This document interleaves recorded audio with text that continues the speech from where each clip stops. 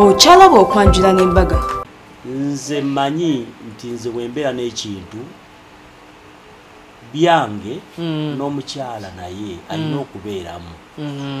kubanga nze nategera kintu kitibwa nsi. Kitange yali musajja mugagga gwenjogeddeko taata nga ne mama wange Robina omulungi baawumula bonna naye taata yagala maama ng'era ekiki kya maama ng'ebintu eby'obugagga byayina maama nga yabitereka bonna baabireka ali ne babirekera abaana. Kitegeeza nti obulamu bw'ensi bwe tebufaanana. Kituufu. Mukyala Sanita noemba nkuggyeko eby'obugagga n'ebikumma era nengenda birekawo. Kituufu. Kati kamuleke yeyagale alye kyalya nange ndye kyendya tutambule. Mwenna mubeere basanyufu. Ffenna tubeere basanyufu mu nsi kuba kye tulayira kati ate twalayira nti mu bulamu mu bulwadde ne muki mu bulamu bwaffe tujja kubeera bumu. Kitegeeza nti kandye kyendidde naye muwe mulembe okulya kubanze emirimu gye ndalondamuga tetulina nnyo naye Katonda yatuwadde kyetufunye. Lya kyoyagala kasa tomalaawo.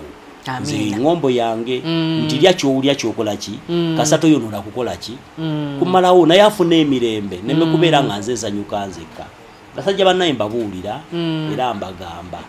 sinze mumanyi waggulu w'omumanyi ate wabayo omumanyi. Kituufu. naye nze ku kyange ekitono ekyo kye mmanyi nti buno obulamu bwansi tuyitamu obuyisi.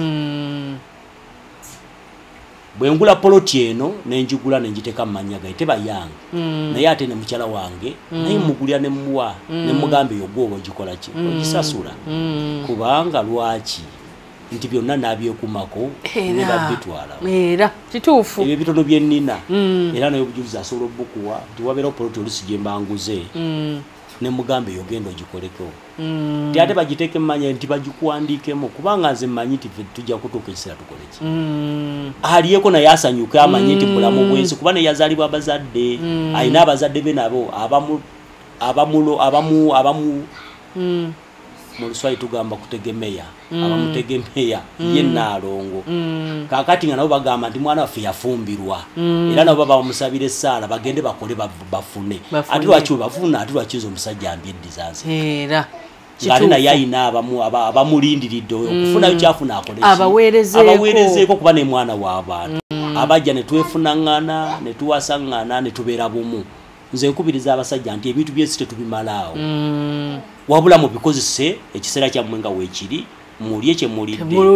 ne webeera katunkuma mmwe mumulye mu mirembe mugabane ekyo kye kisinga obukulu era ensimba mujja giyita mu mmere. Kale akasemberayo ddala abaami tebagala teeka bakyala mu bizinensi. Kintu ekyo kyogerako abakyala mu bizinensi kuba abakyala basinga si beesigwa. Abakyala kyekiro kye mbadde njogerako nti emirulu gyasukka nti wajja n'akola n'amuteeka mu mulimu basajja battu omukyala atandika okulaba nga omwami ajja otuuka ekiseera amulekewo omanyi kintu kiyitibwa ekintu ky'okugamba nti kulekawo ekintu kireese obuzibu mu mirimu gy'abantu nti atandika okuwawalira okujjamu yeetegekera simanyi kano kange kasente kabakyala. Nze we nali nkola ndalo nga alina kasente ke yajja nako kuba yali akola mu wota namujja omulimu gwe yali akolamu pane mukono so njukira baali bamugabye na gundiwa ne mugato gendayo jangu mu kaduuka kaffe tukole naye namubuulira edduuka nti edduuka likufuna amagoba matono kaali katono naye tunaakola tujja kutuuka tukole ki era Katonda kyatuyambye. Naye abakyala abasinga ekibaleetera obuzibu kukwanibwa ne bakkiriza ekirala nesente okusikamu sente mu dduuka ng'awuza mu nze nkola omusajja naye omusajja teri musajja alaba mukyala we ng'akoze emirimu egy'amaanyi omusajja n'agoba omukyala mu mbeera eyo wabula ekireeta obuzibu nti abasajja nga bwe nkugaye nti ffe abasajja Katonda tutona tetulaba nnyo ate omusajja yatera okukola ensobi n'afuna gwafunye bizinesi nejja omukyala naye neyekyanga emirimu negifiira awo naye bwe kitabeera ekyo omukyala omukozi ebiseera ebisinga bafunyeemu okusinga okusikamu okutwala ewu kuba omwami wanaategeera tebijja kubeerayo naye omwami ajja kulwana alabe nga biri ebibi ebyo by'omufunyeeko abizisa kitegeeza mwena temugenda kufunamu ng'ate omulimu gwa mu maama nogukola ki nze nkubiriza ensi nti we mubanga omwami wo mwesigwa naawe omukyala ng'olaba mwesigwa mukole ng'omukyala gwe batadde mulimu gukole nga bw'oteekeddwa ogukola. Tweyanziza nnyo se oba n'ebigambo tebijja kuggwayo kati tugende ne Naalongo nsaba obuulirira abakyala ennyabo abakyala naddala omwami ng'akutadde mu bizinesi omwami bw'aba akutadde mu bizinesi ndowooza bwesigwa nze maama yatugamba ekintu kimu nti bw'okola n'omwami wo n'aba bulungi naawe oba bulungi naye aba bulungi ne maama aba bulungi kitegeeza nti Ssaalongo aba bulungi Naalongo nemba bulungi ne maama n'aba bulungi kitegeeza nti ewaabwe Abasaalongo ewaffe nammwe mugammwe ababeera abakyala abamu balina engombe egamba nti omwami sawa yonna akolekawo baako kyeweetegekera nze ndowooza si kituufu tolina kulowoolereza bw'otyo sibirowooleza ebyo nze nkola njagala nnyo omusanyusa bwe nkola nasanga tulina kye tweyongeddeko ogenda olaba agamba kakati Naalongo tukoze bwe tuti weebale kino tukole bwe bati nze wangampa kubanga nti ndi mwesigwa sisuubira nti nkoze n'omwami wange ebbanga lyonna n'emyaka gy'otegedde nti nali nzigyemu essente ye nembaako kye neekolera tekibangawo ate anagamba siri kikola lwaki kuba nzadde abaana sisobola era abakyala bonna mbagamba okufuna emirembe mu maka n'abaami bamukubeera nga babeesiga obwesigwa bwokola oteekewo zonna ozimwenga woozikoze naye era nabo abaami waliwo abaami abataabatamu n'okola n'agamba tolya tokola bweki toyambala zo omwami wange yaŋŋamba kyoyagala kikole oba olina olugero weegombye lugule oyagala kyakulya kikikole maama eka muwe kyolaba ekisaanidde kasatu banga tomalaawo bizinesi yaffe so kyekyo nze nkola bwe ndaba ekisaanidde nenkolako bwe ndaba ekikola kibwetyo nze siinayo kasente nti kange siinayo kapoloti nti kange kati kazi kali eyo mukolera wamu n'omwami era mba nakye neetaaga nze nkimugamba bw'aba tampadde era ngakuwa olulala ngampa naye nga nze musaba kubanga gwe nina bwesigwa kyekyokka akasemberayo ddala Shafiiki yonna nsonyiwa naye kati akasemberayo ddala olowooza olw'okuba nti background yammwe ova mu famire eyali stable n'omwami naye ava mu famire eyali stable kyekibaleetedde okubeerawo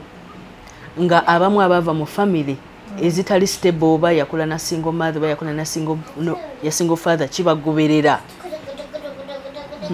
kiri kirina kye kibayambye okubeerawo mukyala Santanze mulindowooza nti omululu gwesigwe guleeta obuzibu omuntu buli olulunkana n'ensi ensi tojja gimalawo naye abantu tujjudde omululu oba okululunkana n'ensi kubanga wadde temwava mu famire kyogaana okwebulira oba temwebuulirira weebuulirira kituufu naye ekyo kyekireeta okuwaalirira n'okola nekyo tandikoze n'olaba mukyala Sanita alina kino nawe omukyala neweegomba n'ogamba nange njala siba nviiri ng'ezo tonnamutuuka ate oli tomanya mirimu gyakola okufuna okutuuka ku ekyo gwekola mpola Mukama gyali batuusa waliba abatuusizza oli kifuna oba tokifunye bwe bulamu bw'ensi bwe butobutambula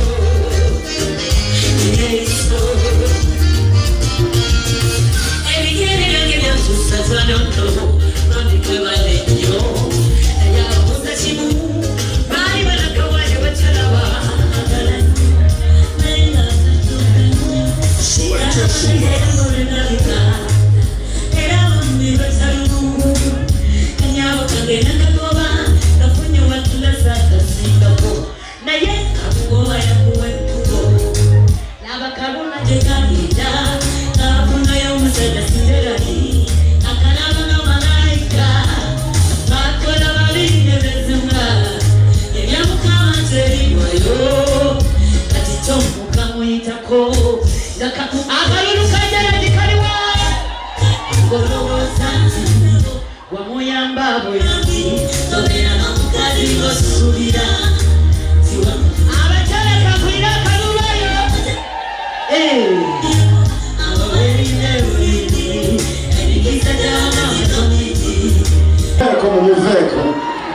mu kifo ky'amazina mukama yampawo bigambo abooluganda mukama yebazibwe omukama mulungi ekiseera kyonna mukubireko mu ngalo mukama tukiriza ddala ekyo kye baatugambanga nga batugerera engero nga tuli baana bato nga bagamba mbwawo olwatuuka ne wabaawo omusajja n'awasa mukazi we kati nga neebuuza nti ate oba abadde mukazi we ate amuwasa atya naye olwaleero kirabidde ddala awo olwatuuka ne wabaawo omusajja n'awasa ki muyogeyoge bannange engalo ezo zo Ssaalongo kubanga ffe abakyala tubeera beetegefu ebbanga lyonna basumba okufumbirwa ffe abakyala twagala nnyo embaga olaba kakati mwami bakireke n'amala akisaagirako nti addamu okunkuba embaga era nzikiriza naye abaami bano be balwawo okusalawo era kati kenjogedde wano waliwo awo eyazze ne munna amulinnya akagere nti ulira bakugamba sebo weebale kusalawo tweyanziza tweyanzeeko Naalongo naawe weebale nnyo okubeera omugumiikiriza akwata empola atuuka wala ne Nawolovu atuuka ku kibuga weebalire ddala naye Katonda tabalanga ffe tubala emyaka 15 naye Mukama yabalaba mu bufumbo mwakamalamu ddakiika ssaawa busaawa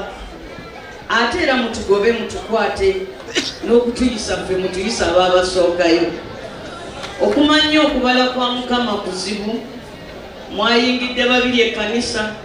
naye ye bwe yagassa ate n'afunamu omu tubaagaliza akaseera ak'okufuuka omuntu omu kabanyumire abantu bwe bali boogera ebigambo ku mbaga mwami bakireke nga wasanze we nategeera nti ebigambo bibagamba abagole tebifa bwereere munange abagole bamala ne babikola ki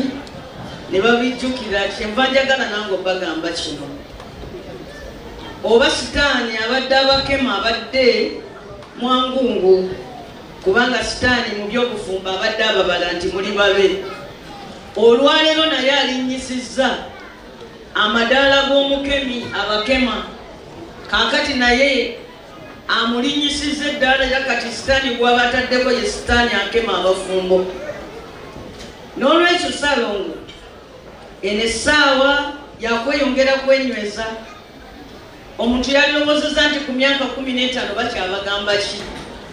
naye nga bwe tutegedde nti maaso ga Katonda mutandika butandisi Bayibuli egamba nti omusajja omugezi yazimba amaka ge ku lwazi ye Yesu tubasaba obufumbo bwammwe mu butambulize ng'ekkanisa bwegamba njagala kwebazaamu kanjawulo bwe bayogedde emyaka 15 bigamba omukyalo ono wabeeredde bw'ati ku myaka 15 owamulabira yali atya nsobeda ndaba akawala akayita wano akatini neŋŋamba Naalongo kama yeebazibwe naye Bayibuli mu ngero sula 5 ekwebaza gwe Ssaalongo era n'ofuna omukisa agamba tolyazaamanyanga omukazi ow'obuvubuka bwe ekyo kitegeeza nti Bayibuli bw'ebeegaana omuntu alyazaamanya omukazi ow'obuvubuka bwe atamulyazaamanya emuwa muki omukisa n'otuusa ekiseera ekyokuwasa era n'ogamba Naalongo ate n'omukuba embaga nze mbadde naaludde okubaako ku mbaga bwe mbadde ku mbaga eno naye nti bulijjo sibeera ku mbaga kubanga ndabidde ddala embaga ey'ekitiibwa ey'essanyu era kyensembyayo mu kyamateeka essula 23 olunyiriri lwa 3 n'olwokuna kiraga nti Mukama awa omukisa abantu okutuuka kwaba ababavuddemu generation ey'10 mbadde awo nga nkifumiitirizaako n'endowooza omwaka gw'2022 gy'emyaka 22 egiyise nze nange nali mwami bakireka mpasa nga tuli bwababiri naye kaakati mukama atuwadde abaana kati yatuwadde n'omuzzukulu era mmanyi ajjatuwa n'abazzukulu abalala baki bangi. Okyalaba okwanjula n'embaga